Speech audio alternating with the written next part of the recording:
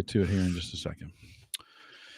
Hey, you've got this part of the video. You've got the live, unedited edition. Home Gadget Geeks Thursday night. It is the 20th of March. It's 7 p.m. I haven't said that in, I don't know, forever. Ken in the chat was reminding me a long time ago we used to do Home Gadget Geeks this early. Ken, I looked up the first show, and it says 8 p.m. So that's 14 years ago. I don't know if we've done a 7. Anyways, I pinged Gavin and said, hey, can you go an hour earlier? And he said, yes. So Gavin, thanks for joining me. Appreciate it. Not a problem. I just love getting the invite. I'll make time, whatever time you say, man. I'll make the time. You're awesome, dude. I appreciate that. It's so much fun.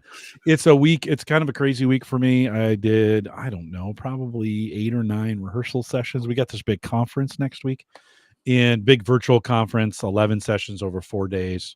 Lots of, I can't, it's not just I can just show up. We've a lot of work to get these things there. And so that's been this week. And then next week, I'm pretty much full time, 2 in the midday slot, like 8 or like 9 a.m. and then a noon and then a 9 p.m. or something like that. So over the course of the week. So it gets pretty crazy. We've canceled the show for next week because of that. I can't. Do you have to edit them too, or is it just I don't know. Those are just yeah. Yes. Well, listen, I have an advantage at work. I have an editor. So at work, at home, this I do. But at work, I've got some friends who will do that for me. So John, it says 11 the earlier time. Yeah, you know what, guys? I'll be honest with you. We won't talk about this in the recorded part of the show because they don't care. But for you guys, I asked Gavin this. Do you like coming earlier? Now, Gavin, you admitted you don't really listen to the live show, but when you're a guest, certainly 7 works out a little bit. 7 Central, 8 Eastern works out a little bit better for you, right? Yeah, it works out pretty good for me. So I like this time. Yeah. I think I've gotten some feedback. Oh, I need to change the design on this here. 1 second. Get those there and get that there. Okay, there we go. It is one of those things. I've been thinking about moving it to 7. When I first started doing this, I think I did it at 8 because my kids, because of kids. Ken said, great to see the show at an earlier slot. If I'm not mistaken, this was the original time slot prior to the change about 10 years ago. And Ken, I don't know. I went back to for the first episode and it said 8 p.m. 9. Now I could have gone back and changed the show notes. So that's very possible too. I can't remember that far back. Anyways, we're here. Let's do a quick before we get going here. And I have work at 9 tonight. I got to do one of those tonight. That's why we moved this up because I have a rehearsal at 9 p.m. tonight. And there's no way we could jam it all in that time. But Gavin, what are you drinking? You got some coffee? Is that what you're drinking? Yeah, I got a coffee. This is a cup my mom gave me. I don't know why I'm showing it, but yeah, I got an espresso. So in October, I got an espresso machine, and ever since I got that, I used to go to Timmy's like every day, Tim Hortons, every day. Ever since I got the espresso machine, I haven't left the house. Nice. It's been great. What's a cup of Tim Hortons cost? What's the Canadian? Is that like $9 Canadian or? It goes up like 5 cents every 3 months. So I think it's now at like $2.15 for a large, $2.15 Canadian for a large. And then what are you on the round pods on the Nespresso? Yes. Okay. Yep. And those are $1.25, $1.50. So half price, do you think? Yeah, I saved money. Well, the funny part is I think I save money, but I probably drink more coffee. Yeah.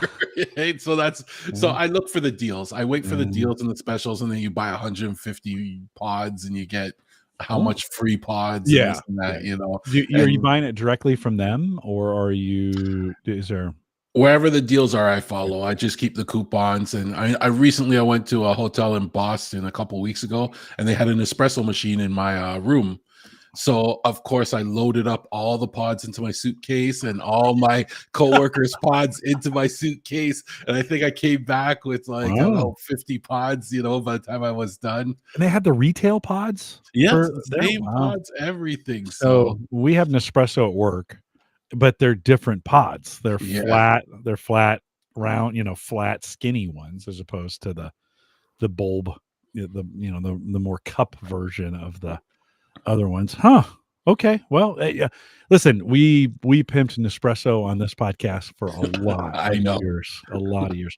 I think I'm finally just running out of the because as a influencer, I think I got $10 off 50 or something like that. If as long as you Okay. spent 50, they'd give you $10 off, something like that, which is pretty good.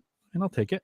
And you can only use one per, and that 50 gets you free shipping and some of those kinds of things. Yeah. So I think I just finally ran out of those.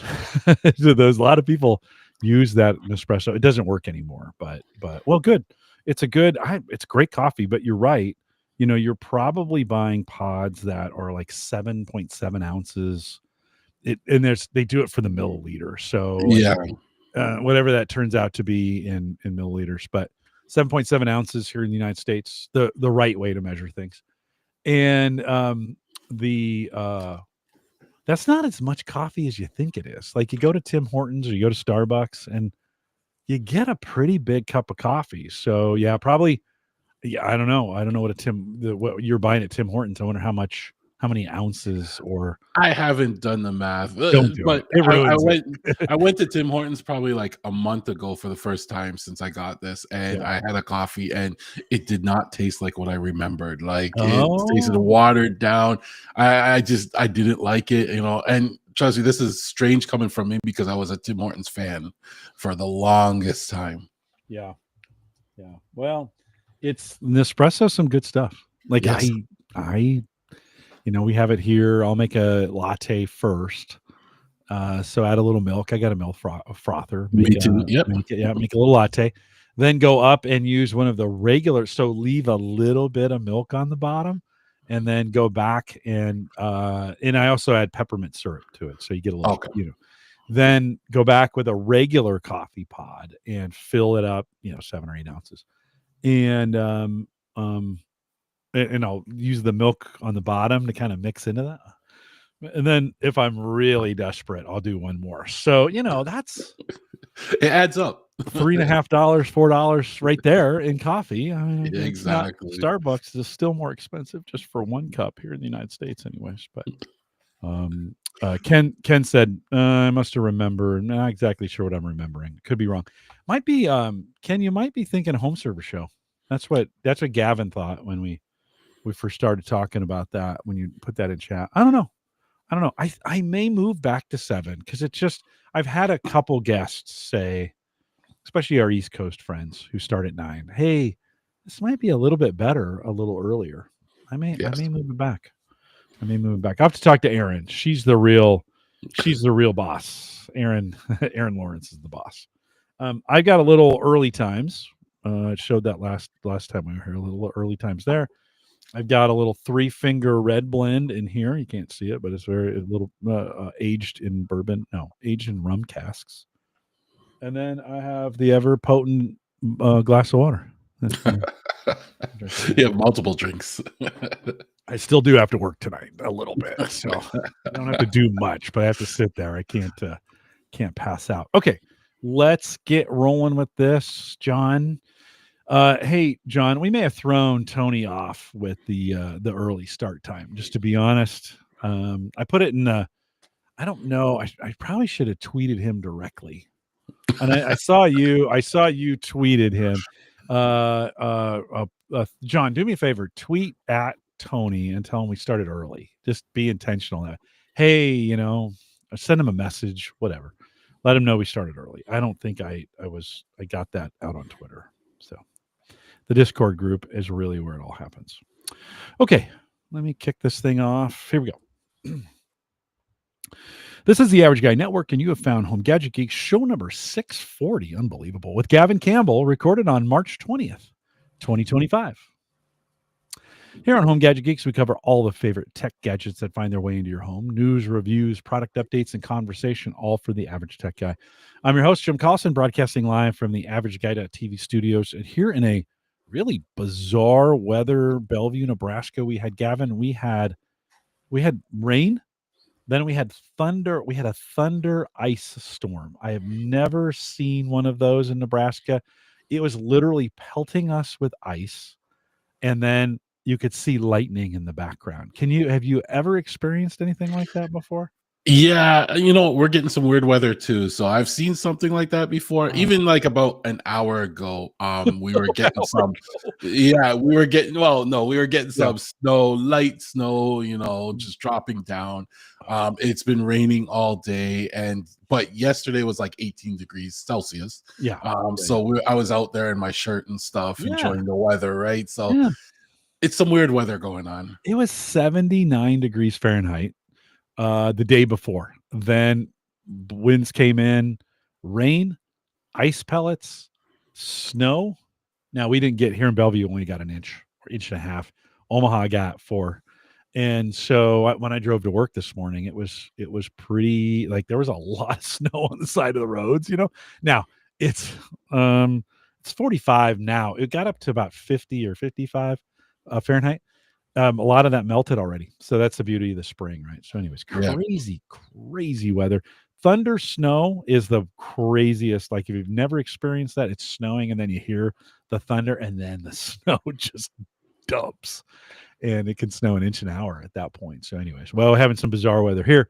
Hopefully you are safe where you are at, and we'll post this show with some world-class show notes at theaverageguy.tv. Big thanks to our Patreon subscribers. For those of you each and every month doing that, thank you. We just have one $5 plan. If you want to join that team, you can head out to theaverageguy.tv/Patreon. And then big thanks to those who are using the affiliate link out there at theaverageguy.tv. There is on the page, there's a little red, it says site benefits from Amazon purchases. Click on that. It'll just hit you, take it to Amazon, and then it benefits the site. So if you want to try that, head out to theaverageguy.tv. Click through it. Doesn't cost you anything. Appreciate it when you do. Big thanks to Jeff C., who joined me 2 weeks ago. Last week, Sarah's birthday.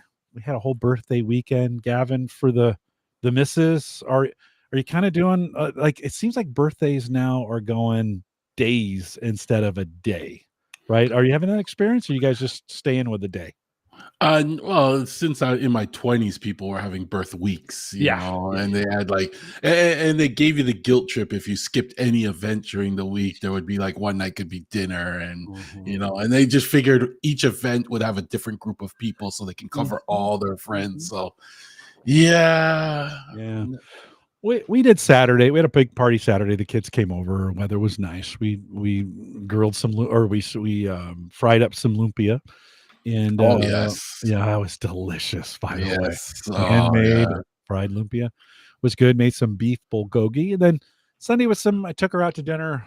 I took her out for dinner for her birthday, and then her birthday was really Tuesday. Anyways, appreciate you guys giving me the week off from that. We celebrated her birthday. And then Gavin, before we dive into your stuff, I mentioned the weather.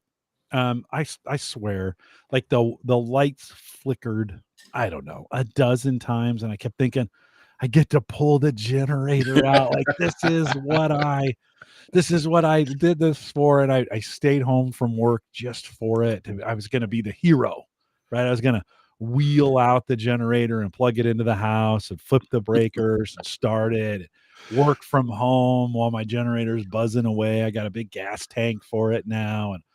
And of course, did I lose power? No, 170,000 people in the Bellevue, or I mean in the Omaha Metro lost power. You think this guy lost power? Not a chance.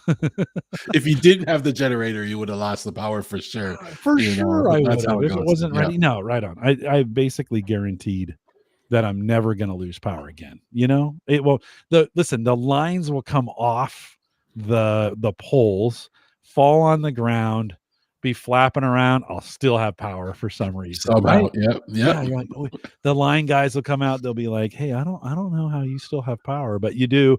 We need to shut it off for a minute." And then they'll be like, "Nah, we can do it live." I spent all this money. Turn the I power know. off.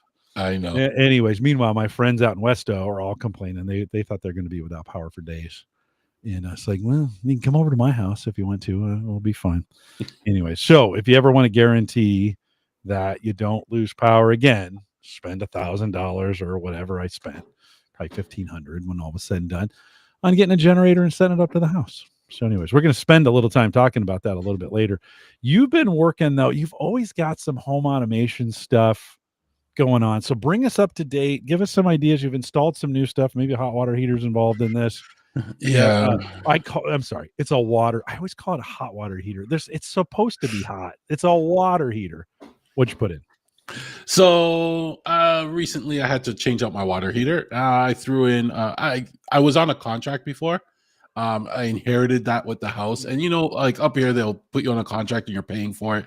And I've had that house has You had pay that like water. monthly for Yeah, the unit, the and unit. then if it breaks down, do they just replace it? They just Or replace it and okay, stuff. But the this yeah. unit I had was many years old.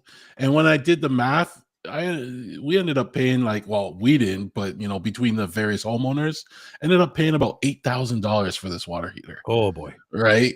Just because it's on a contract. So I said, you know what? I'm gonna get rid of that contract. I'm past the end of the contract, and I put in a new water heater, and I bought a nice one, and I prepped like when I was looking at water heaters, I looked for one that may have some automation in it or something like that I can tie in and everything. So I ended up with a nice Rheem water heater, and we don't have many choices out here, to be honest.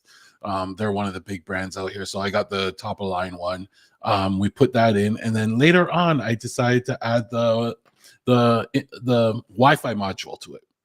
So what this does is it basically puts it online so you can monitor it. You can get there's a water sensor that you can attach to it. You can adjust the temperature, set up some automations tied into Home Assistant. So if you go away on vacation, you can lower the temperature. So you're saving some energy, and then raise it back up before you come back. Things like that. So it was pretty cool to have that. I actually adjusted it like yesterday. I noticed my water wasn't as warm as it should be, so I just went on the app and I just turned it up a bit, and it's now a little warmer, and I like that. I like having control. I like having notifications, stuff like that, right? Yeah. So is it 100% electric, or is it gas? no, mine's a gas one. Okay. The electric part though is the blower motor, I think they call it, the fan. So is it a hybrid? Is it a hybrid? No, the water is heated through gas. Yeah. But it has some electricity to run a fan and start the pilot light if needed and stuff. Oh, like okay, that, right, for sure. Right. Yeah. Right. Yeah. Then PSA, even electric or gas users, you can always turn down your your water heater has a switch on it, and you can go in there and turn it all the way down when you go on vacation. Just remember to turn it back up when you get back, right? Sometimes we think, it's super easy to do it on the app when you go, right, as well. But I'm assuming you tied it into your home automation through Home Assistant. Of course. What do you get through Home Assistant? For Home Assistant, you get access to adjusting the temperatures. You get access to the water sensor or any alerts like that, right? So it's very basic. It's a water heater. There's only so much to it, right? However, the module that Rheem has really, for lack of another better word, sucks, right? To be honest, it was a pain in the ass to get online for some reason onto my Wi-Fi, and it was almost like the last desperation attempt. And I was like, if it doesn't work, I give up. And I just rested my phone right on top of it, and I walked away, and then I heard bing, it was online. I'm like, how the heck? So it's like I had to have my phone right next to it. So since I got it online, I never made the mistake to make it fall offline again after that. But it's I know there's a community out there of people that have created an ESP32 device that they can tie into their water heater and control it. It gives them more control, more power, and it's all locally hosted. I can't remember the community name. It's easy to find. But of course, that device doesn't work with my version of the Rheem water heater, so I couldn't go that way. Yeah. So I was stuck with their module. But for now, it works. It does what it says. Why do you think that is? So, it seems like the major manufacturers, we're seeing this in the car world too, where the GMs and the Fords and they're coming to this automation idea, and it just takes them longer. There's been certainly, when you think about furnaces, water heaters, those kinds of things. Those manufacturers have been making those things for 1,000 years, right? Why do you think they're so bad at the automation piece of it? Do you think they just don't understand it? Do they not want to understand it? Do they subcontract it out to the cheapest? And I know you don't know, but I want to speculate for a second here. Why do you think they're so bad at those? Because they're never very good, right? Yeah, I just think they probably think it's a cost more. It costs them more than it will bring in for them. I mean, they probably think people are going to buy our water heater anyway. If we make it smart, we got to pay for servers. We're going to have to pay for development. We're going to have to pay to maintain an app. Yeah, You know, yeah, all that other stuff, and yeah. that's ongoing costs that they're losing out on, right? Because they're not going to Mhm, add a mhm, subscription to my water heater now to pay for this. So mhm. for them to maintain this server, you know, and then they probably look at the number of people who actually use it, and they could say, I'm probably one of 10 people that probably use it. Yeah, You know, so they're keeping that server on for me and 9 other people, probably, right? So yeah, yeah, it's always seems like the automation side of these appliances are like an afterthought in a way. yeah. You know, well, when I had when I had my furnace replaced, or it was really the air conditioning part of the furnace, right? Hired an old school guy, old HVAC guy, old school, I should say. And I said, "Hey, do you could you put in a Nest thermostat for me while you're doing this?" And he goes, "No." I was like, "What?" He's like, "Yeah, no, we don't do those." And I'm like, "Really?" He's like, "Yeah." He goes, "I don't like them." I he personally was, "I like to set the thermostat." And he goes, "We have too many calls where we go back to Nest homes where the customers don't really understand." I mean, they bought a Nest because they thought, "Oh, this is going to be super cool," and then they don't really understand what they're doing with it, and they're always Yes. right, and so I kind of wonder that industry. I think it's going to take a lot longer for HVAC and the plumbing stuff to catch on. I mean, certainly there's some of this stuff you can get a faucet that's Smart. Yeah. yeah, a smart faucet, right? For in some of these areas. But they And don't seem to be catching on. I think the older generation, especially in the HVAC industry, they just don't understand it and they don't like it, right? My neighbor is in HVAC, and when I moved in, the same type of thing. I was like, I'm putting in an Echo B. He's like, why? Just get a standard one. I'm like, because I could do this, this, and this. Yeah. And he's like, but why do you want to do that? And then I started telling him some of the more advanced stuff. When you start putting in the sensors, I can, when my fireplace turns on, it only heats, based on certain rooms, etc., and how it got smarter. So when he realized that his clients were installing Echobees and stuff like that, he actually calls me to come and program it and explain it to them, Yeah. right? Yeah. Because I have to tell him, do not put the sensor next to a door. It's going to throw it right off, Yeah. stuff Yeah. like that. Yeah. I asked Sarah about a Nest, like, "Hey, is it time we?" And she's like, "Absolutely not. Like, do not." And she's pretty I mean, she's been pretty patient with some of the home automation stuff I've done. Yeah. Not with the furnace. Don't she like we have a fairly basic programmable, heat, Yep. cool, fan, Yep. degrees up, degrees down, hold. Like, it can't be that much. It's fine. She doesn't want anything else. So it's and I need if I were gonna do it. Do you have a Nest? You have a Nest in your no, I have Ecobee. Ecobee. Ecobee is Yep. what you said, right? So did you have to run new wiring when you put that in? Because I'd have to Um, run the 5 wire or whatever it is to get it, to get it. When I put that in originally, no, I didn't have to run new wire because you had the module that would bridge a Mm, couple wires. mhm, mhm. But later on, I tied it in with the humidifier.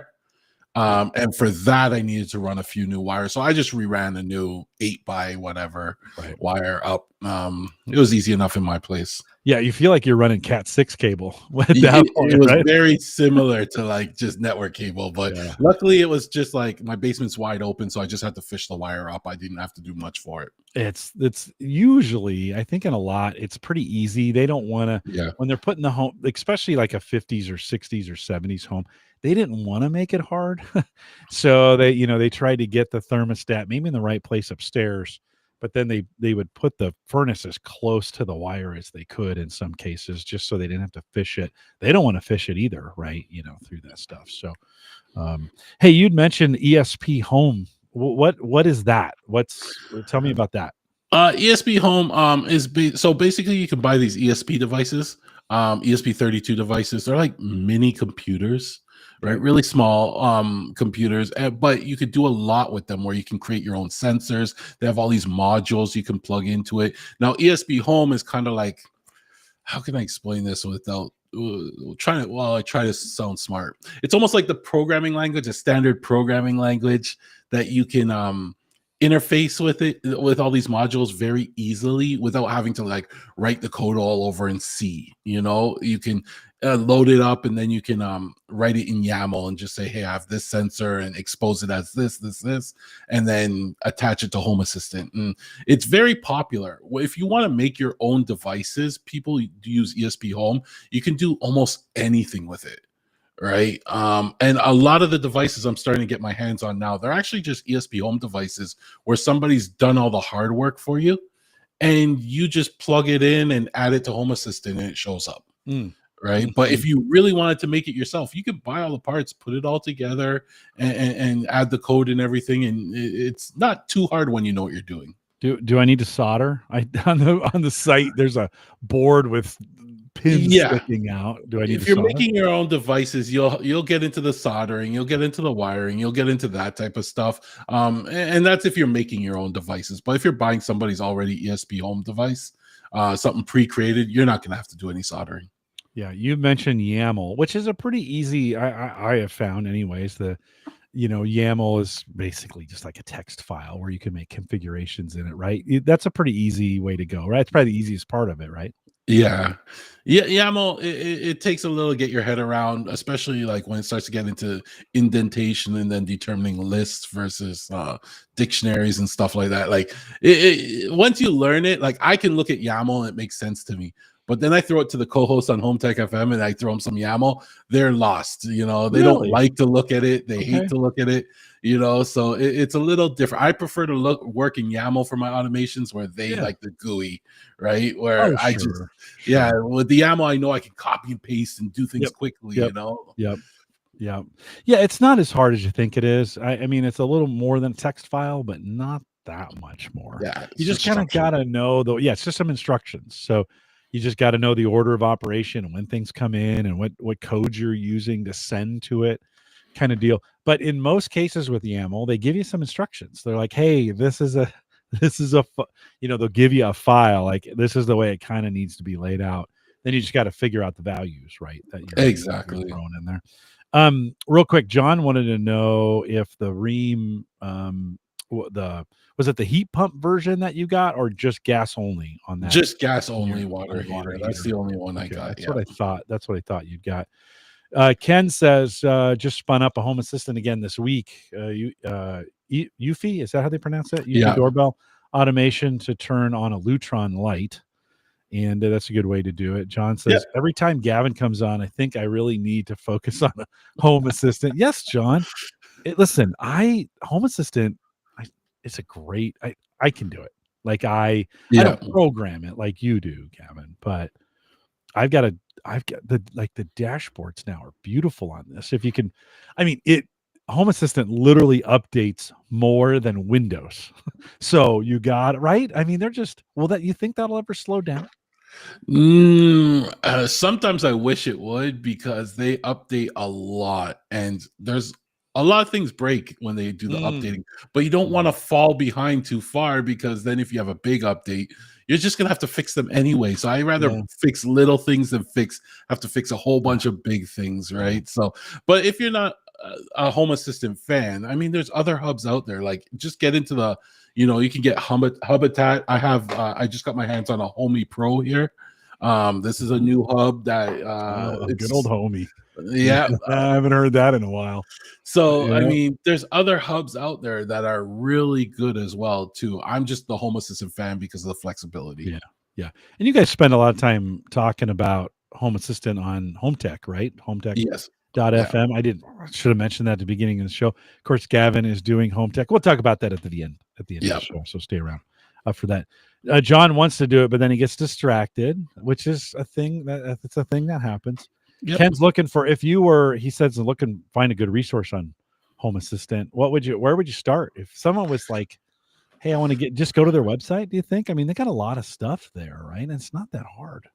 It's, I remember my first time loading Home Assistant, and it was intimidating, I have to admit, trying to understand the entities versus devices. True. I came from Habitat, and I was pretty advanced with Habitat, right? Like I was writing apps and drivers and stuff. But when I went to Home Assistant, it was very intimidating at first, especially when it discovered all this stuff and just threw it at you. That's my favorite part. Yeah, that wasn't my favorite part. People are always shocked. Oh, I found my printer, because that's usually the first thing you'll find, right? But yeah, I just signed up for, I follow a few YouTubers that reviewed it, and then every time I had a question, I just Googled it, and eventually I found the answers to all my questions, and stuff started making more sense, right?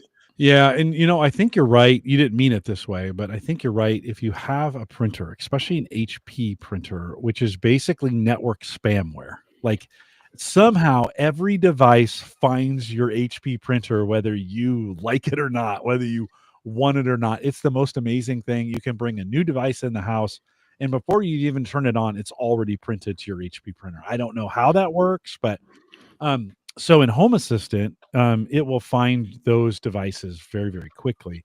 Then you can kind of go in and mess around, set up some of the dashboards, work with some of the, and I don't know what they would call them, but the measures, the switches or the dashboard, the percentages, The what are they called? meters and stuff like Meters, that. yeah, Yeah, that kind yeah. of stuff. The tiles, you add Yeah, different tiles for based on your device. Yep. yeah. Set up a tile, and then I have a dedicated. I use my old Surface Pro 3 as the dashboard, which is perfect Nice. for it, right? And there's no lag, and a ring is another thing that interfaces with it really, really well. So that works out. So if you're thinking about doing it, I mean, I have it set up. I have it set up on my Unraid box. Yeah. And easy way to do it, you can set up in a Docker. There's a whole bunch of different ways to do it. So I wouldn't. I liked it better than I liked Habitat. Okay. I thought it was easier. Just me. You thought it was easier. I Oh, did. interesting. I thought the Okay. setup and I felt like the dashboard setup was better and easier. That's what I They thought. look better for sure, I find. Yeah. Yes. Yeah. Yes. Yeah. I always wished that Habitat would have spent more time on their UI. Because that's what I wanted. Yeah. I wanted the Home Assistant UI. Now you can do both, right? I could have the Habitat doing some things, but I could also be displaying that through Home Assistant, right? Yeah, Couldn't I do both? There's a Habitat link app that kind of will expose all the Habitat Yeah. devices into Yeah. Home Assistant, and then you can use their dashboards and stuff like that. Yeah. Yes. Yeah. John says, Ken, he says, yes, Home Assistant easily finds all my stuff. I've dumped everything into the main dashboard that I can see stuff, but I haven't made too many dedicated dashboards or really done much with the automation. John, I have one dashboard. That's all you need for me. I just have one dashboard, right? I've got all my humidity and temperature sensors for the cigars. I've got a little weather thing. I have all the lights and switches in another section, and then I have all the ring battery things, how much those are charged, and the ink sensors for the printer that sits right behind me over here. That's all you need. And actually, my car has there's a Subaru integration Yep. with Home Assistant, and so it tells me car's locked, which is great. I could get miles and some of those statuses, but I don't. Do you have a car that's got that ability where you put it on a dashboard somewhere? No, and it would be nice to be able to work with one dashboard, but I have probably 500 devices attached to mine. So, and I'm not joking. Like I have No, I 100 know. Z-Wave, 100 I Zigbee, know. but it's all broken down into by room and stuff. But the funny part about my Home Assistant, the guys always laugh about this, is it picks up my neighbor's stuff. And I'm always having to ignore them. So one neighbor has a car that broadcasts its tire sensors, and my Home Assistant keeps picking it up, and I could add their tire sensors to my dashboard if I wanted to, and give them a call and say, hey, you might want to put some air in your front left tire if you want, right? Mhm. Stuff like that. I get my neighbor's water heater. Not water heater. I get his water meter. Yeah. Our water, we have smart water meters, and they all broadcast a signal. And my house seems to be picking up various neighbors' ones, so I see when people are taking showers or running their water or whatever. So it does find everything. Now, to be clear, you're not watching when they're taking a shower. You just know they're taking one. Yeah, sorry. Yes, to be clear, yes, there's a big difference there. No stalking going on here. We want to be really, really clear about that. You might have an opinion on this. Ken asks, he went with the Home Assistant OS based on the website recommendation. Is the Docker much more of a headache? Also, there's an option for using a VM for it. Your thoughts on setting that up for Home Assistant? If you're gonna self-host your own Home Assistant, VM is the way to go. It's top down the easiest way. Docker, yes, is easy, but the thing with the VM is certain add-ons spin up their own little Dockers in Home Assistant, so you can't really have a Docker in a Docker. Whereas if you had a VM, it kind of does it in there, so you don't have to install another Docker to be your MQTT server, for example. Mm-hmm. It would all be built into Home Assistant, and so much easier that way. Yeah. So go the VM route if you can. VM and Unraid is a great way to do it. John's doing it that way. That's how I do it. Yep. It's great way to get it done. Easy way to do it. Good reason to have Unraid. You're gonna pay a little bit for Unraid these days, but not a bad way. Well worth it to get it done. Hey, we talked about plant moisture sensors for your grass, but are you doing it indoors as well? How are you doing that? I started to get into this. So the guys at Apollo Automation sent me a few devices, and one of the devices was moisture sensors, was for indoor plants. Now the problem is they're battery powered, and I really wanted to test these out, but the problem is I didn't really have any plants. So my neighbor actually gave me a plant for Christmas, so I was like, great. And then I purposely got in an argument with the wife so I can buy another plant for her as a gift. So now we have 2 plants, right? So I put the sensors in there and I'm playing with it, and it's really cool. So the first thing she said after 2 months is she said, hey, the plants are still alive. And I said, hey, the sensors work, because they notify me whenever the moisture it needs to be watered, and I water them. So do you actually then, like, do you go right away and water the plants? Well, if I don't go right away, then I kind of forget. But I'll see it. I have it on my dashboard that, hey, your plant needs water, and I'll go and I'll just throw a cup of water in it, and everybody's happy, and the plants are still alive. Did you have to change anything, or does it give you some opportunities to set different like moisture levels on that? I threw that Apollo automation link in the chat, by the way, but so the sensor kind of you can configure the sensor. It has some options in that. I just configure it like 0 to 100, right? And then my automation just says if it drops below 40% or something, then send me a notification, something like that, right? So it's a combination of the sensor and an automation in Home Assistant. Let me see if I can bring this on screen, because these look ridiculous. Is that what we're talking about there? Yeah, so that's the USB powered one, right? So that one you would plug in, but they also have a battery version, right? Oh, and did you go battery or did you go plug in? I went battery because where the plants are don't have a power near it. But they, as you can see, these are your an example of ESP home devices too. They are actually ESP home devices, right? But if you look at that bottom picture there, there's one a temperature probe coming out of it, right? So that's kind of cool because it's not only doing the moisture of the soil, but you can put that probe in the soil and get the temperature of the soil too. Some people have a need for this. I don't know what they're growing, but whatever it is, they may have a need for that, right? I'm sure it's a medicinal and whatever. Yeah, I'm not judging. It's legal here in some states, so it's okay. Not Nebraska, but it's legal here in some states.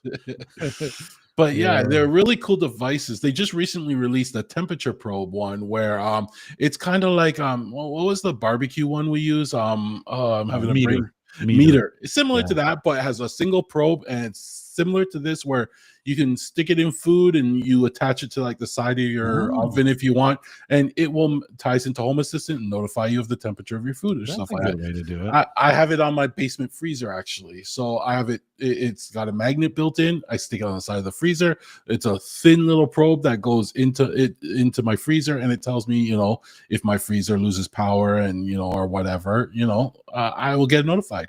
Yeah. As you're talking about that, one of the things that I worked on, so like with the meter, one of the common problems is they're Bluetooth driven. And sometimes you got to have another, even with meter, you have the probe in the meat, and then you have a wood block that's got to be close. And then that's sending a USB signal out. You got to have something close by, right? And so oftentimes I take my phone up there, or down here, I've got a device that just barely reaches it. But the other day I was thinking, I've got actually the Moro data box that kind of expired on me. It's got a Bluetooth sensor on it, and I actually loaded. I didn't think about this. They make an x86 version of Android that you can load on a PC, and it looks like Android, but it's on a PC. It's x86, right? And you can take advantage of all those sensors and all those things you have. And Yeah. so that box is actually a little bit closer to the grill than any of my devices are. And that got me kind of thinking like, well, oftentimes Android devices are underpowered. They're chronically underpowered, right? And Yes. so and they don't have great sensors. And I thought, hey, I've got this device that's overpowered for an Android unit. It's got a USB sensor in it plus USB that I could add some things to it. The x86 versions of Android kind of have that. They're kind of anticipating you're going to bring some hardware to this thing. That blew my mind that all of a sudden I had Android running on a PC and I was pulling in Bluetooth from all my sensors. I mean, it picked up Bluetooth better than anything that Yeah. I had because it's got a pretty good Bluetooth sensor in it. Did you ever thought about, I mean, Android as a hub controller on a PC? Have you ever thought about that? No, I've never been an Android fan. Okay. Just I've never used it, but I do know what you're talking about because I tried to load that Android once on my PC just to emulate something because there was a specific app I needed to run. Yeah. It never worked for me, so I gave up with it. But Yeah. when I approach home automation, though, you have great ideas like this. You're like, hey, I could do this with this and that, and you get it set up for the first time, and you're like, awesome, this works. You right. 6 months later, though, when it breaks, is when you're gonna get the why did I True. do that moment, right? Why am I bothering? And so I've changed my approach to home automation to try and simplify things more, introduce less pieces in the chain to break in a way, right? And I wouldn't really go down that route anymore. Yeah. Yeah. No. Well, Bliss OS, and I threw the link in the chat. Blissos.org is that version of Android for your PC. Okay. And I was actually, I put it on a USB drive, just flashed a USB drive with it, installed it, it's kind of easy to set up. I had to figure out the hardest part was to get the screen to stop rotating. I wanted it to be on I had a regular screen and I wanted it to be this way, not this way, right? And so I had to work a little bit to get into the OS to figure out how to get the screen to not auto rotate. Um, but yeah, it gave me an opportunity, Gavin, to kind of like if I needed a Bluetooth receiver for like for this meter or for these things down here, Yeah. I listen. I put my Bluetooth receiver on the Unraid box that's running Home Assistant, and I pass that through to it so that all right, I can get the Bluetooth sensors that way, and that works out pretty well. But if you didn't want to run Unraid and you wanted to bring a bunch of Bluetooth sensors in, you could kind of bring it into your Android, and I think there could be some things you could do with it. Anyways, another alternative. I never thought about running Android on an x86 box. And I was like, oh, okay. Now it's gone. I wiped it out the other day. I wiped it out the other day I was testing. I've been doing oh shoot, now that I'm on the spot, I won't remember. Hold on. Here it is right here. Open Media Vault. Have you ever messed around from a storage with the Open Media Vault? I've heard of it. I've never messed with it though. Okay. Like I've Yeah. I've heard of it. Yeah, pretty basic. Like a lot of folks on the home server side of things were like, "What do we do? What do we go with?" And I've been trying a bunch of different ones. I have a Windows box that's serving as a file server right now, and I've messed up. Like it's messed up and it won't update anymore. And I'm like, do I want to rebuild Windows or should I be trying a different? I looked at some Linux distros and some other things for storage, and I came across Open Media Vault. Not bad. Not a bad implementation for it. Okay. Well, that's enough of my stuff. So you got the plant You got the plant thing going. What else? What else you got going on the home automation side? One thing I picked up, or I didn't pick up, it was sent to me. I'll be honest. I finally got my electric lawnmower. Oh, My, all I caught my finally got attention. one. Yeah. So every year I was looking at the price of these, and I found they were too expensive. And especially after I finished mowing the lawn, I'd be like, oh, let me check the price again. So we talked to the guys at Navimo. We had them on the show, and they actually sent me one. They sent it to me in fall though. So at that point, snow was starting to fall. I didn't really get to I didn't even open the box yet. But now spring's coming. I'm gonna be breaking open that box and setting it up to mow. My neighbor even asked if I could program it to go across the driveway onto his lawn and do his lawn. But yeah, I got the Navimo i110. And I'm excited to get this out. I mean, as soon as I get it out, I'm gonna be reviewing it on the show and letting everybody know. So that's one of the things I will be playing with.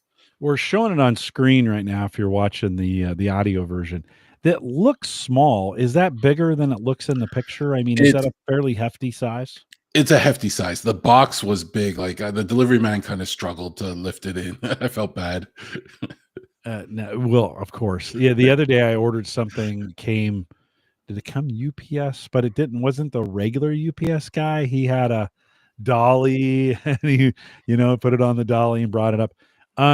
Here I'm looking at about a $1,300 lawnmower, but then it says subscribe for 105.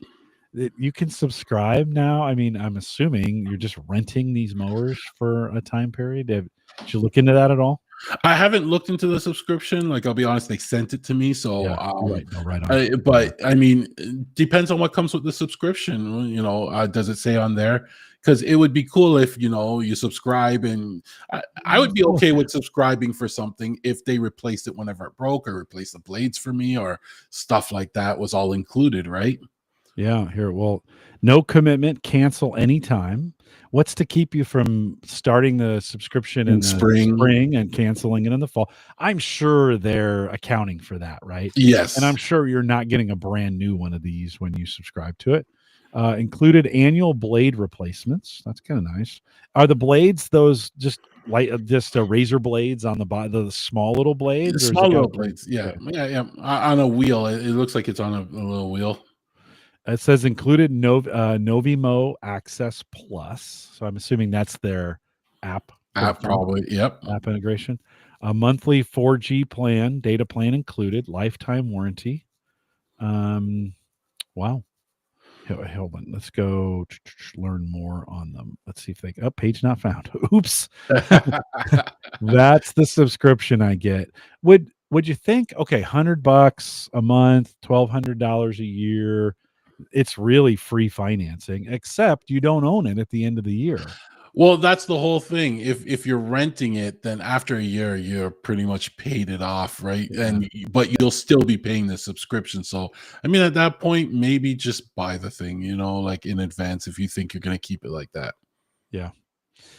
Yeah. Okay. So full disclosure, they sent it to you, right? But yep. Would you spend $1,000 on a mower if you were putting your own money out?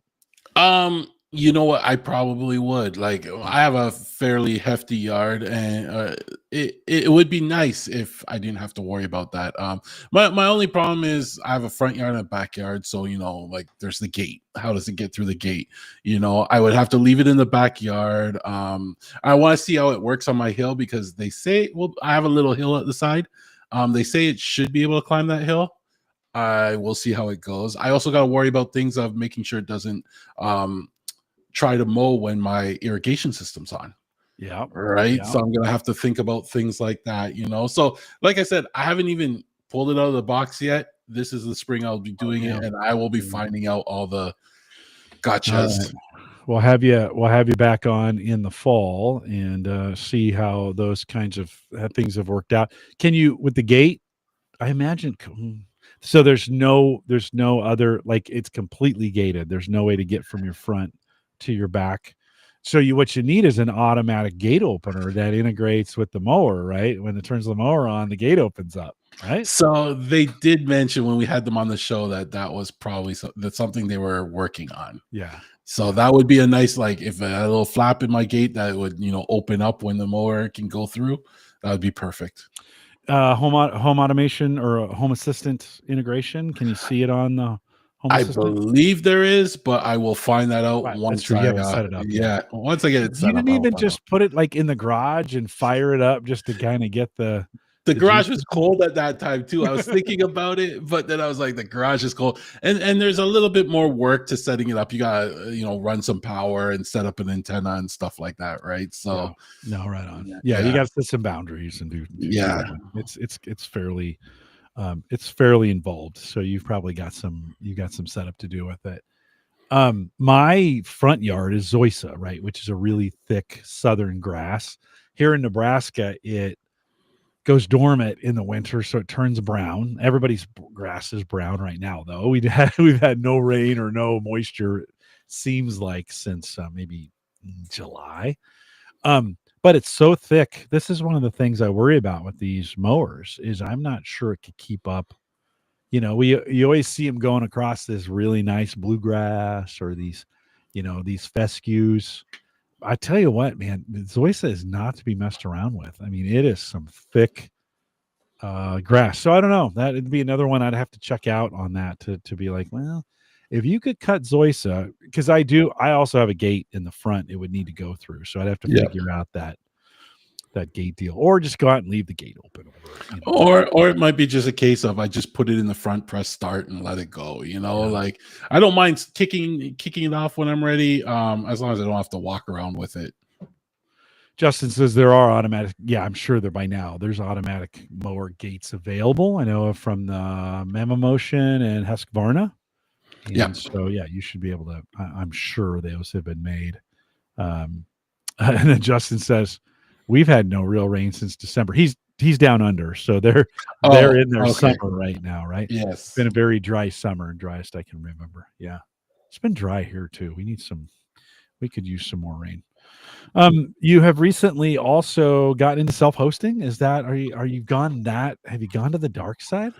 I wouldn't say recently. I've been self-hosting for a while, right? So, just recently I did a few upgrades, but I mean, I have a rack in my basement. Yeah. I have Unraid on a server. I have a Dell R730 rack mount server on there.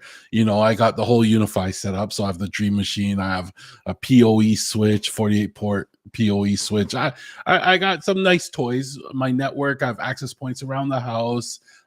So I'm pretty heavy into it. I recently added, like this week, I did basically a tear down, rebuild, some upgrades of it, and that was like a whole day job. But I added a 16 bay net store drive rack, and this thing is sweet, right? It holds 16 drives in it. It's got 4 mini SAS connections to it. So it's all it is. It's just exposing drives. That's it on the screen right there. I don't know if that's the exact one, because the one I have is just exposes the disk. That's the Thunderbolt one, right? So basically you can share it amongst multiple. I have 2 servers in this rack. So I have 8 of the drives go to one server and 8 of the drives go to the other server. You just plug them in the back, and it's awesome. Well, they've got some interesting products here. Yeah, they do. Yeah. So I made the mistake of mentioning this to Seth on HomeTech.fm, and he was going through their site and he was falling in love with some of their products of what they offer. But the thing is, they don't sell this in the US. Right? Like I ended up ordering these from somebody in the UK, and got them shipped to me. And I just love these products, the NetStore products. They just work. They're quiet, low energy usage, and simple. That's all I needed from them. Well, Gavin, we are in the middle of a trade war. I don't even know how we're talking. I don't even know how we're talking to each other. How is it? Get my bill. it went up 50%. Just let you know. Yeah, you're the payment, the check. I'm gonna, yeah, for sure. I don't even know how we're talking to each other right now. We should be mad at each other for whatever reasons. I don't know how that's working out for you, but yeah, their product line. I mean, of course, they look a lot like Icy Dock on some of their drive enclosures. Yeah. With a black formatted look, and then they've got some silver ones, of course, that are, I think, for the Mac crowd Yeah, that are probably, they yes. kind of look that way. Yours is open, so it's just 16. You can just slide the drives in, They're hot or swappable. Yeah. okay. I could just swap them in. So 8 of them are dedicated to my Unraid server. And if a drive goes bad, I just pull it out and I put in another drive. Or if I just want to format a drive, I just pop it in and I can do a full clean of that drive. Yeah. And then the other 8 I have dedicated to the second server. Like you could split them up. So it gives you 4 ports on the back. So I just use 2 for my main server, 2 for Okay. my backup server. And what's the cable? What are the cable you're using? What do they call it? Mini SAS, Okay. something like that. And are they SAS drives or are they SATA drives? They're SATA drives. Okay. It's just the connection. Yeah. Yeah, for sure. So it's probably got a mini SAS connector in the back. Yeah. Yeah. No, that makes sense. So that's cool. Yeah, those are super cool.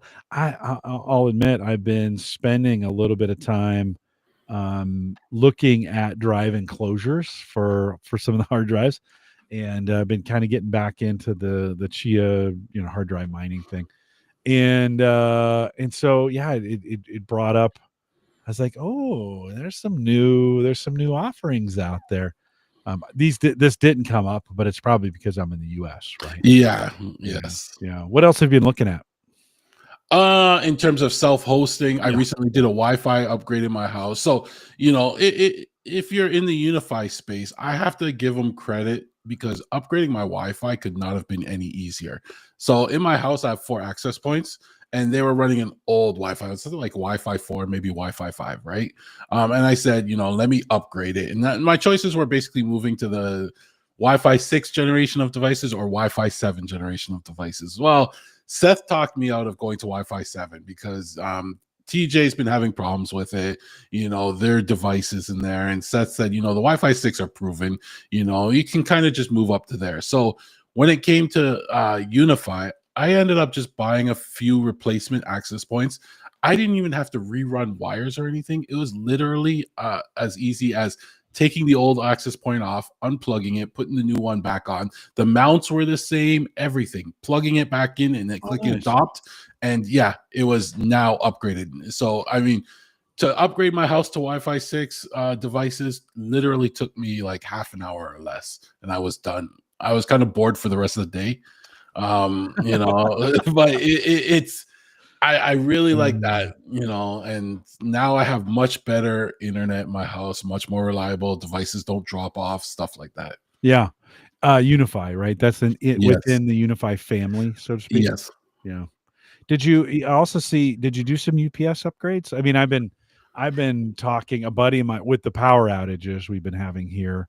A buddy of mine lost power yesterday and he's like, "Oh, we've been without it for 4 hours and my laptop battery's about dead. My UPS gave up and like, 3.5 hours ago." He's like, "I'm gonna have to go in." I'm like, "Dude, why have you not bought?" I've been using the Blue Eddy Yeah. AC 180. And actually that's 449. I think I spent 799 on it, and I think it's 449 right now, which there's a lot of pressure on the battery pieces. Did you do some upgrades to your backup?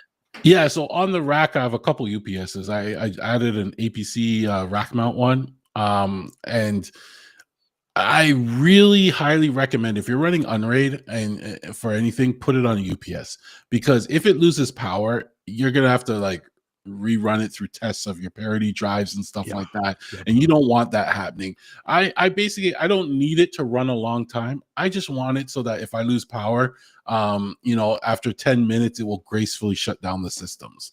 Right. And then it can run my networking and stuff for much longer if I really wanted to. But I just want to save the system. So yeah, I added that. I love these new solar generator batteries to use as battery backup. Or to a point now where they're all 20 milliseconds or less cut over, which means you can use them as a UPS. They get longer because your UPSs they're lead acid, right? They're lead acid batteries. They don't last as long. Yeah.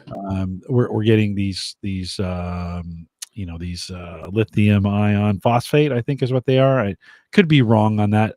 LOP4, whatever it is. I'd have to look it up again. But they seem to, you can get thousands of cycles on them. Have you looked at that at all as far as using one of these solar generators as a backup instead of a UPS APC type device? So you're talking about like the whole home ones, Yeah. that type of thing. Yeah, well, they And can be whole home. They've got some small, like, so mine can run all the computers here for about an hour instead of the 20 minutes, right? yes, I could yeah, charge them with solar panels if I wanted to. I don't, but I could, kind of standpoint.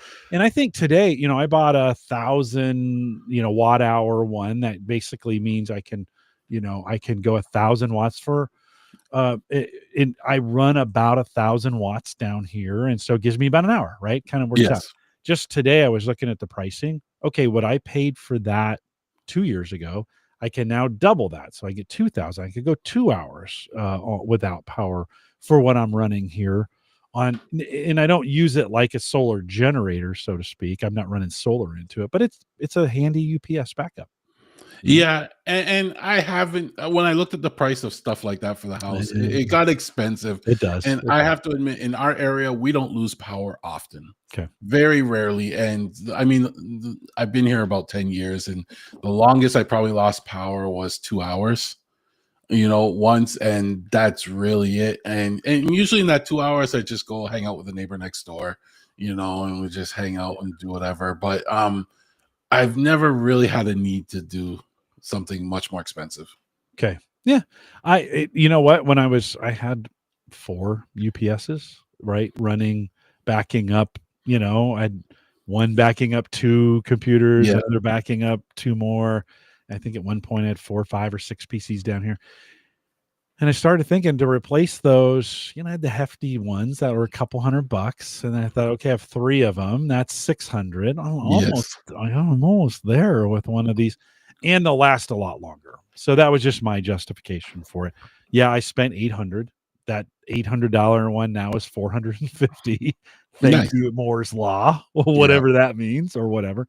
While it seems like inflation is going up on everything else, solar generators and solar panels prices seem to be going down on those. Actually, I think the market's flooded with those. Now may not be a bad time to, if you're, now I don't know about Canada, because we're in a battle, we're in a fight with you guys. Don't look at me wrong. But here in the United States anyways, those solar generators are getting, you can find some pretty good deals on them, and they seem to have worked out most of the kinks on them. I think last time you were on, we were still on the Unraid version 6. It's now moved to 7. We're at 7.01 if you haven't 7.0.1. Have you, for you, I'm assuming you've upgraded. Have you seen any difference? Are you using anything? ZFS support, right, came with 7, right? Yes. Yes. Yeah. Yeah. I actually only upgraded to version 7 maybe this week. Okay. Yeah, I you kind of waited a gave while. them. Usually, I'm the first person to jump as soon as it's released. I just click update without thinking about it. Yeah. But then I started seeing some of the problems that were getting reported, and it kind of made me nervous. When you read the forums, of course, everybody with a problem will post in the forums, right? So then you get a little nervous. So I gave it some time because there were actually one problem that would have affected me hard. So I'm glad I waited. But I upgraded. It went smooth. Everything's working great. So I give it it's safe to upgrade now. They're on 7.01, as you said. In terms of some of the changes, personally, I haven't seen anything like groundbreaking. I know ZFS was a big thing, but then when I looked into ZFS, it kind of went against what I was doing with Unraid, because it took you back to Raid. Like, you require same drive sizes and stuff like that. It had high memory requirements and things like that. So I was kind of like, I kind of like Unraid because I didn't have to worry about what the size of the drives were, other than the size of the parity drive. I could just slap in a smaller or equal drive and add extra space to my server if I wanted to. So I'm not a big fan of it, but then there are some people that love ZFS. And everybody's different. You'll have your use for it. It's a Yeah. big thing. I didn't. I installed it. It didn't do anything different. It's still running. So, And right. that's the good Yeah. thing, right? Yeah. Yeah. No, it has all, I mean, it's been a smooth, and I updated I waited a little bit too, I waited about 2 or 3 weeks. And then I was like, okay, it's probably time to I haven't heard any major issues with it. Obviously, I'm not digging into the forums. I don't, I've got that in the Home Assistant on it, and we store some files on it, and so it's not like I'm using it hardcore, but Yeah, that seemed like a pretty easy upgrade. Did you make the jump to the dot one jump already? The upgrade's out. Have you made that jump yet? Well, that's the one I Not went jump, to. but oh, Yeah, you I that was went to already the out. Okay. 701, Yeah, right? yeah, yeah. So when I saw That the makes oh sense. 01 come out, I was like, all right, now it's time. That They makes worked sense. it out. Yeah. Yeah, and that's good advice. I probably should have waited too. There's nothing I was gonna It take depends on how advantage of. important the server is to you. That's the thing. If my Yeah, server went down, my whole house runs off the server. yeah. You know, so I'd Mm. be spending quite a bit of time going to my backup server and migrating some stuff over. Ugh. See, that's the thing when you get all the way in on this stuff and then one little piece breaks, then you're like, "Well, there went my weekend." Yeah. Right?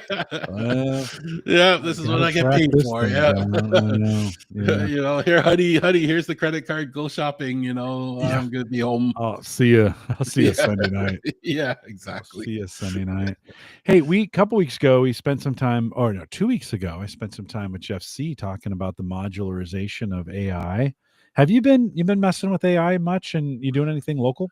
Yep. So I do run. I have some local. I run Olama on my Unraid Yeah. server. Okay. I picked up a couple video cards. So one of them was NVIDIA T4, and I have an NVIDIA P4. I got them for pretty good prices. The T4 was a lot more expensive, but I used them for running Olama and stuff on it, and they work really well. They only use like 75 watts of power.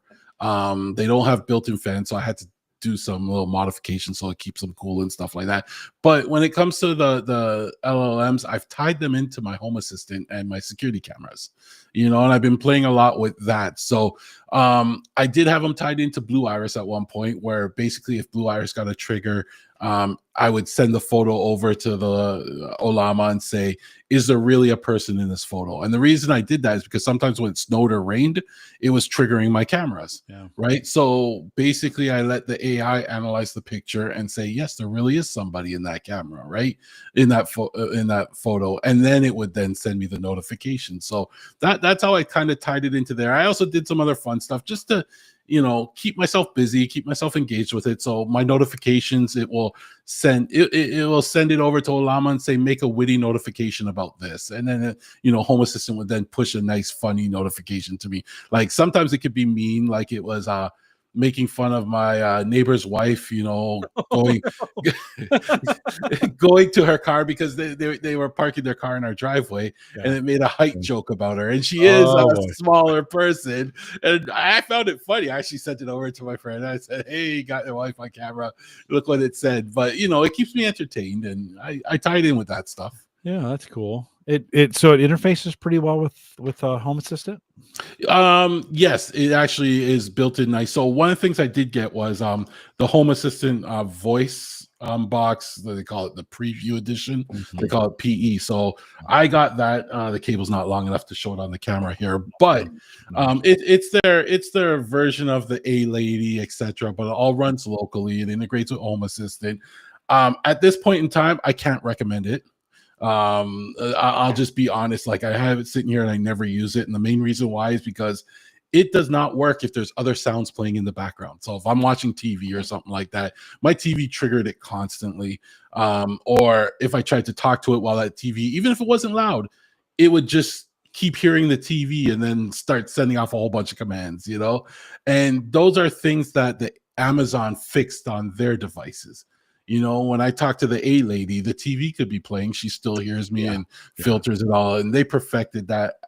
Home Assistant has some work to do with this stuff, Perfect right? is a strong word. I still have some trouble sometimes Well, in the kitchen yeah, when things are going, when things are happening for it to understand me. But it's they getting got better. it better. Yeah, they made Yeah. it better. But the Home Assistant one is like a step backwards for me. So I have it here to play with. It's tied into the Olama as well.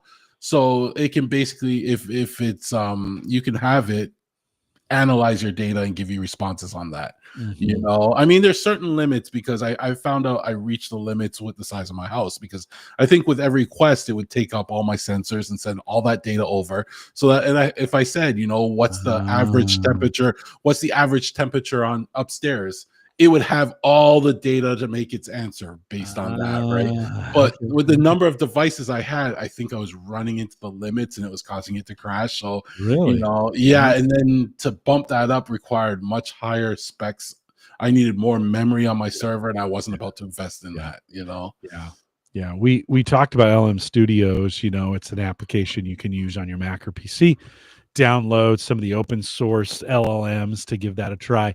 And it's interesting, the bigger ones. So 4 gig, 5 gig for most people, it's going to be about your max of it being able to run. I mean, you can download that just fine, but running your queries against that, it's a whole nother. Well, you think 4 gig, that's actually not very big, to be honest, right? I mean, when you think of what we have available to to us, I mean, I make video files out of 4 gig all the time. So like, but running that is very intense against those processors. And I've done a couple where the it just comes back one letter at a Yes, time, yeah. right? And you're like, whoa.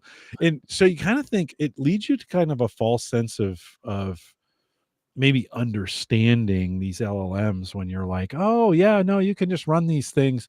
They don't really require that much. Well, when they're small, they don't, Yeah. but to your point, you're feeding it all this data. It's trying to bring that, bring those pieces in. I have not had good luck getting LM Studio to use my video card. Right. I've got a Mhm. pretty nice video card. I need to do some work on it. Now on the Mac, it's integrated. So just uses everything and away it goes. It's super sweet on a Mac. That would, that makes a nice integration for not for the Mac or not for the Apple intelligence stuff. That stuff's terrible. But the open source stuff is pretty good. I'm assuming the OLAM is all using all their open source stuff, right? Yeah, and I did load the what was it, DeepSeek, DeepSeek DeepSeek, modules and yeah, stuff, and I played with it. It was kind of cool to see the model thinking about your question because it was displaying all the stuff. It said, okay, he's asking about this, so let me look into this. So it was like you got to see its thought patterns, and I thought that was cool because that was the first time I saw that side of it. But yeah, it was the smaller module I was working, and as you get the bigger ones, you get better answers, but you require more power. yeah. And what one thing they're doing, like I have a Surface Pro, one of the new Surface Pro ARM PCs sitting here next to me, right? And they have these chips on them called the MPU chips now, Mhm. and they're pretty powerful. And what they're doing is they're offloading some of this AI stuff to those MPU chips, Yeah, so it's not using your graphics card, it's not using your CPU, it's using this new MPU chip, which is more power efficient, faster, etc., etc. And that's where I'm seeing stuff start to go. yeah, yeah. No, I think that's here to stay. I think we're going to see those on just about everything. What'll be interesting about AI in this area, and then we'll move on to something else. Everybody's like, we're sick of you talking about AI, Collison. Um, We could go is to Bitcoin if they want. we could for sure. We could. There's a lot to talk about on the Bitcoin side, but anyways, um, I think we're going to go back and forth. We saw the same thing with client server, where you would have everything processed locally, and then we started pushing things to the cloud, and then they started pushing things back to the endpoint, and then they started pushing it to the cloud. And I think in my time with computers, I saw that maybe 3 or 4 times where we pushed it back and forth, back and forth. We're on this first stage of AI where they wanted to control everything.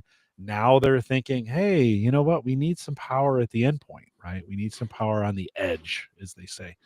And so I think we're going to see the advent of more powerful computers kind of or things you can, eventually there'll probably be a NPU card that you can install that you could use in a PC to do that, or it'll be integrated into the board, something It's along. integrated for now. Yeah. Yeah, And yeah. I was actually on a meeting about that in recently this week actually, and they were actually talking about that. They were saying that developers can now build in AI, and it's not running full modules on the NPU. It's like micro, bots that they will, load in their app, and it's good at one thing, Yeah. but it runs locally on your machine. Yeah.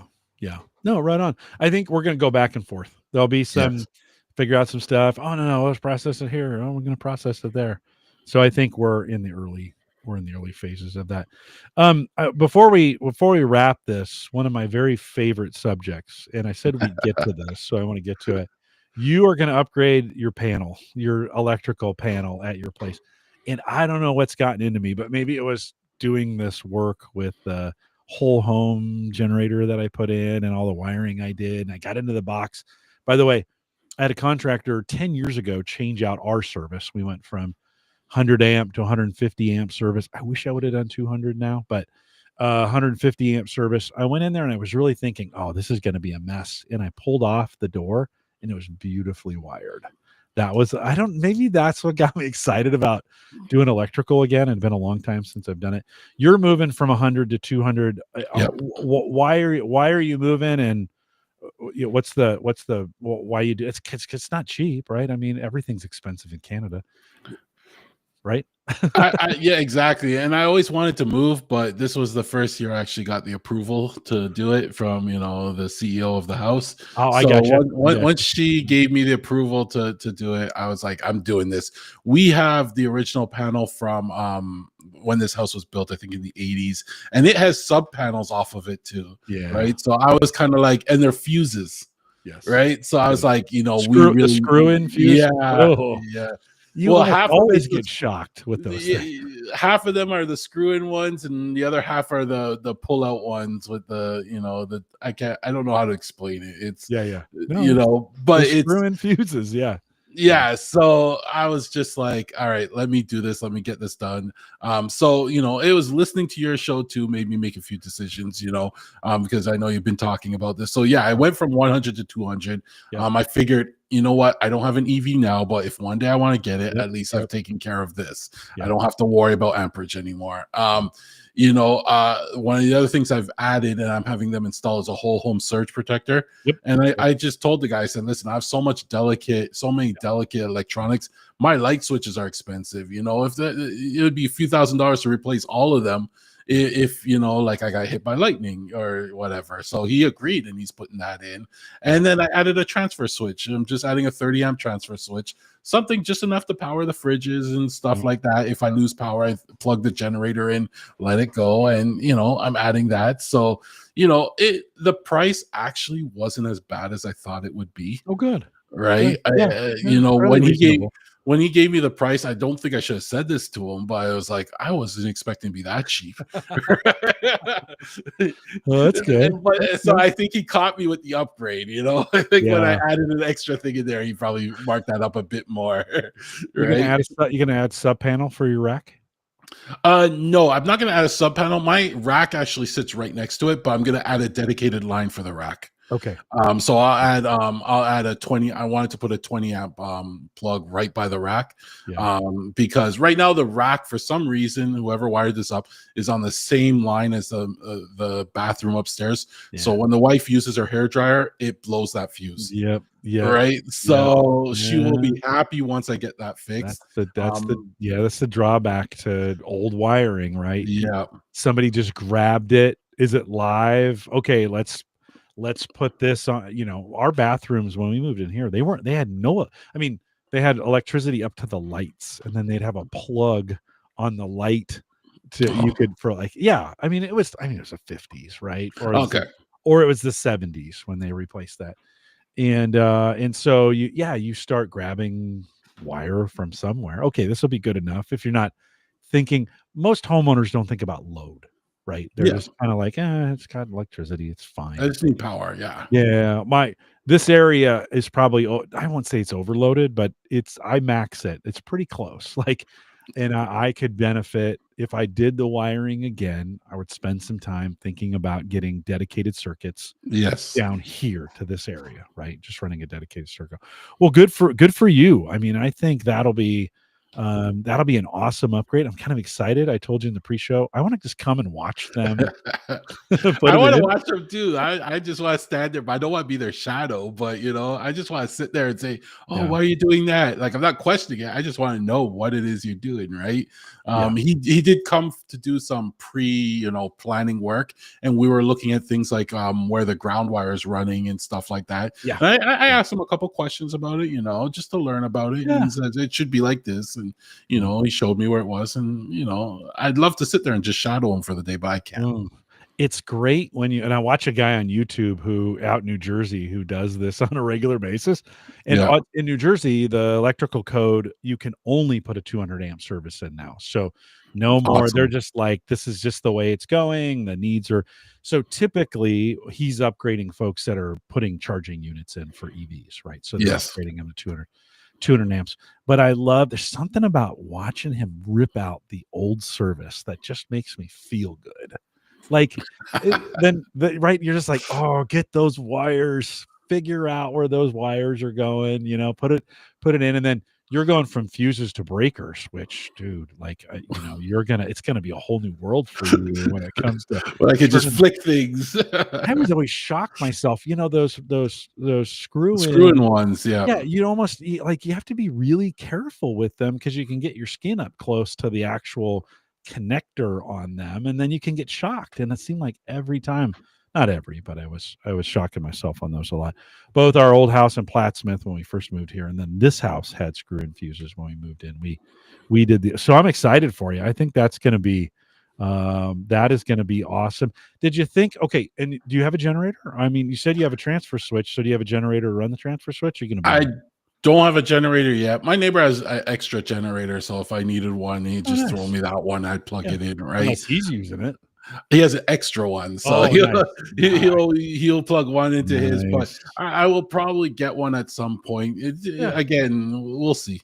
Yeah. Now is a good time. There's the batteries and generators, there's actually a lot of competition for those right now. Yep. And in with all the brand names, there's all kinds. Do you have Harbor Freight up there?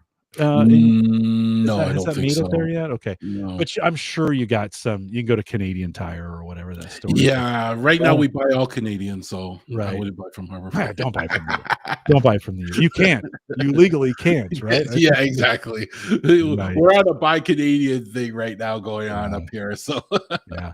Tony says he's still in disbelief that you still have the panel with fuses, and a here lot of listen, people are. they do, they do. I hear not too many, but if you have an old like I live in an older neighborhood, and most of us might have that or a sub panel.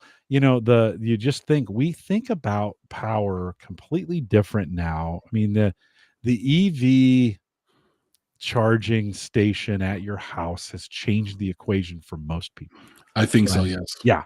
And you're just kind of thinking, I don't think most people really even knew how much power was coming into their house or why it was coming in. They're just like, no, it just worked. Most people never opened their panel like unless they needed to switch it off for something or reset a breaker because the hair dryer sent things off.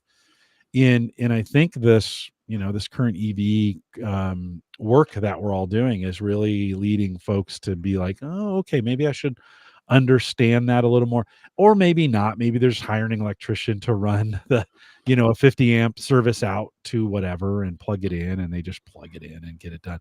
I find it very fascinating, and I don't. The question for me would be, would I go to a 200 amp service if if I was charging an electrical vehicle? I'd need to consult an electrician for that to say, hey, 200 is what you really need to have, but could I get away with 150? I don't know.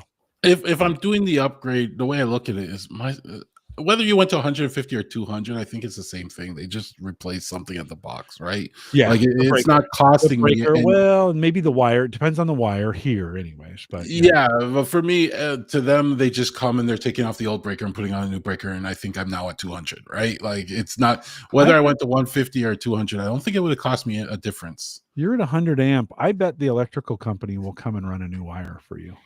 As long as it doesn't cost me anything, I'm Oh, good with well, it depends that. on your jurisdiction and the way Yeah, electrical yeah. electrical companies are different. Oftentimes utility owns the line till it gets to your house, right? Where it Yes. comes in on the what do they call that thing? The mast is what they call it.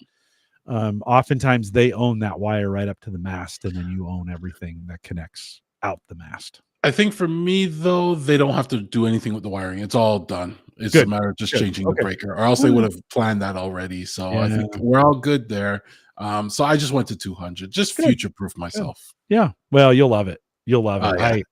yeah. You'll have to. You should take a before picture, and then I want to see a before and after. Gavin, send them to me because I love to see those things being replaced. For sure, I will. Okay, sounds good. Hey, what's coming up on HomeTech.fm? So like we talked about earlier in the show, I'll be eventually reviewing the Navimo lawnmower. So look out for that probably in the spring when the grass starts to grow. The Which other is thing, next week, by the way. close enough. I Wait a might minute. throw down, Spring is what? today, isn't it, or tomorrow, or something It's like that? today is I think the Okay. first day of spring, but I actually may throw down some seed this weekend. Ooh, As much as it's cold, they also said, it doesn't hurt to throw it down early because yeah, then the rain falls yep, and waters it all and yep. everything. So I might actually there's still some snow out there, but it doesn't hurt to throw down some seed, You can throw it right on top of the snow, and actually the exactly. snow will pull it into the grass. Yeah, yeah, yeah. So I'm planning to do that. So look out for the Navimo. I also in the next few weeks I mentioned the Homey Pro, the hub that I just got my hands on. I'll be doing some reviews of that. That one is kind of like a home assistant competition. It has Yeah. all the radios, every radio is in it. So I will see how I like it. I don't plan to replace my home assistant though, but I'm going to take a look at it. Yeah, I think Richard and Josh over at Entertainment 2.0 were looking, or they had been talking about Homey products for a while. So, Yeah. well, This cool. is There's some thought out in the chat room to have Gavin as a service. We need somehow to figure out how GAAS Gavin. it's a joke in the home tech hub. So the home tech FM hub, when you sign up for our Patreon, you get an invite to our Slack channel. And people, use that as access to me, and they message me, and they've been calling it Gavin as a service. Yeah. I'd answer their questions and help them out with their problems. And it's funny because sometimes I give them the most ridiculous thing to try. And as much as they don't believe me, they do it and they come back and they're like, I can't believe that worked. Right? Like somebody was having an issue with their Z-Wave antenna once or something like that. And I said, hey, plug it out of the USB port, put it on a little extension and plug it back in. Just trust me, just try this. Yeah. Right. And they did it and they're like, I can't believe that worked. And I go, yeah, I know. Sometimes the answers don't make sense, but just do it. That is hilarious. So that's where the Gavin as a service came from, is they kept calling it that. Well, if you're new to this show and you haven't heard of HomeTech.fm, it's a lot like this show, except they actually know what they're talking about over there, where I'm just guessing most of the we time. pretend to be. It's a lot more detail oriented than we are here. We just like to have fun talking about the tech, but they spend a lot of time, kind of like what you heard tonight, a little bit with some details on that. And check that out today, HomeTech.fm. And I just like it because this show originally was called Home Tech. So we changed that a couple years in and never looked back. Gavin, thanks for coming on tonight. Thanks for saying yes every time I ask you. I appreciate it. You're super fun to have here. And thanks for hanging out with me, man. I appreciate it. Every time you have another guess, I was like, that could have been me. So when you did ask, of course, I said yes. Of course, Well, I said yes. I just listen. You have so much stuff. I just need to have you on more. So we'll figure out our way to have you on a more. I don't want to hog all your time. I think those guys get a little jealous over there at HomeTech.fm. When I need, you know what? I was meaning to get a hold of TJ. It's been a while since I've had TJ on. So oh yeah, he has some good stuff going on right now too. You'd have some good stories. Okay, I will reach out to TJ this weekend and we'll get him on here as well. Can you hang tight for me while I close this up? For sure. All right, appreciate it. Hey, a couple reminders. If you want to join the Discord group, head out to theaverageguy.tv/Discord. Always great conversations out there. And that's actually where the notifications about the show moving around, the live show anyways. And just some helpful stuff. There's a few questions this week that got answered. Not a lot that you have to worry about, but some good deals and those kinds of things. It's a super friendly crew. Check it out, theaverageguy.tv/Discord. Don't forget the AverageGuy.tv platform, both web and media hosting, powered by Maple Grove Partners. Get secure, reliable, high-speed hosting from people that you know and you trust, and that's Christian. By the way, Christian's coming back, but he's having a baby. I mean, he's not, but his wife is. And so he'll be back. We're giving him some paternity leave, so he's got some time off. I said, hey, dude, just contact me when you're back. And so we'll have him back on the show in the next couple weeks. Ed, so I'm taking a week off next. I have a big conference next week, so I'll be out for that. So no live show next week. The third, Ed Sullivan's joining me, has a new EV. You're going to be super surprised at what he bought, so you're going to want to listen live to that. Marv B is joining me on the 10th. Erin Lawrence is jumping back in here on the 17th. You know, she's got some great stuff. And then Mike Uyghur is back on the 24th. So that's a pretty powerful group. And then I got Mark Robson coming on the 15th to talk barbecue. It's the Home Gadget Geeks big barbecue and grill episode. You're going to want to be here. Gavin, do you do much barbecue grilling stuff? Do you do that? When I listen to that show, I get right afterwards. Yeah, and I go buy all the good stuff. That's when I bought the meter block and everything after listening to all that show. And then I realized I gotta wait 12 hours for this to finish. I said, nah, I'm not, I'll just do some quick burgers. You can set it and forget it. Just get a big hunk of meat and throw that thermometer in there. I'm not forgetting about that meat. I'm gonna be sitting there going, is it ready yet? Is it ready yet? Is it ready yet? No, but yeah, no, I like grilling. Come warmer weather, I will be doing a lot more of it. Sweet. Well, you'll have to tap into that as well. We are live every Thursday, 8 p.m. Central, 9 Eastern, although I may change that to 7. I don't know. We'll have to see how it goes. Well, I'll do some thinking about that. And we'd love to have you out here. Check it out, theaverageguy.tv/live. We'll be back in 2 weeks with a new show. For those of you listening live, thanks for coming out. And for everybody else, we'll say goodbye, everybody. All right, Gavin, I think I've held you long enough. We've kept you for 90 minutes. Thanks for jumping in here. And yeah, it goes fast, doesn't it? I know. It goes fast. You hang tight for 1 second. I'm going to let the live folks go. Guys, thanks for coming out. Hey, if you got feedback on this time slot, send me an email, jim@theaverageguy.tv. If you think this works better for live, I'd appreciate your feedback. Brian and Justin and John and Tony. And Ken was out there a little bit earlier. Send me a note if you think this is a better time slot, 7 Central than 8. We'll see you guys.